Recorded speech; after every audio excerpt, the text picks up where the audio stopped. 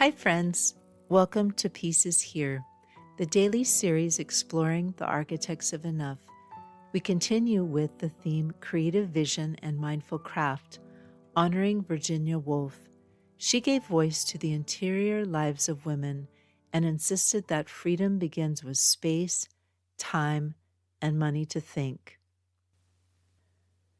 Architect of Enough. Born in London in 1882, Virginia Woolf was educated through her father's extensive library, as formal university education was unavailable to her. In 1912, she married writer Leonard Woolf.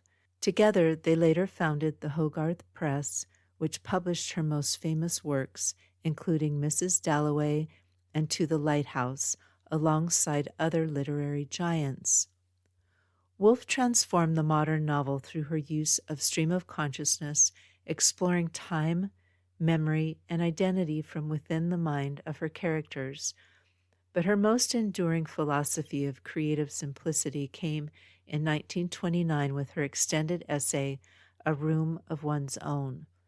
In it, she argued that women need two specific things to write fiction: economic independence, or money, and a physical space, a room of her own. This simple claim became one of the most cited works of feminist literary criticism. Woolf's life demonstrates that the mindful craft requires more than just talent. It requires the simple, intentional space, both physical and mental, to think without interruption. Her life was an insistence that sovereignty begins with silence and space. For those new to Woolf, A Room of One's Own is both accessible and enduring, a powerful call for creative sovereignty. The Enough Reflection. Make space for thinking. Virginia Woolf argued that without time and mental quiet, creative thought is nearly impossible. Today's overstimulated world makes that insight even more relevant. Your form of peace might begin with 15 minutes of unstructured thought without screens, input, or pressure. Let your mind wander. Let your voice rise. This reminds me of one of the tips from Peace Stuff Enough, the new companion book to One More Year.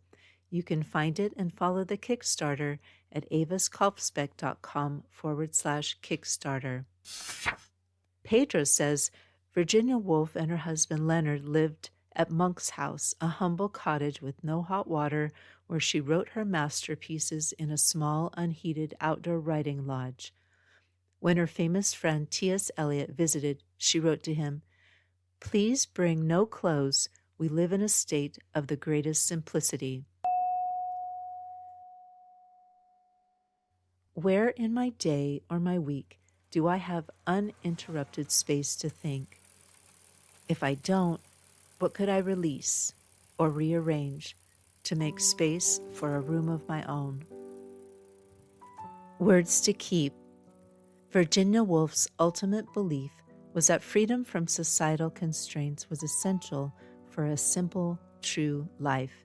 She reminds us that the greatest form of liberation is often the quietest. No need to hurry, no need to sparkle, no need to be anyone but oneself.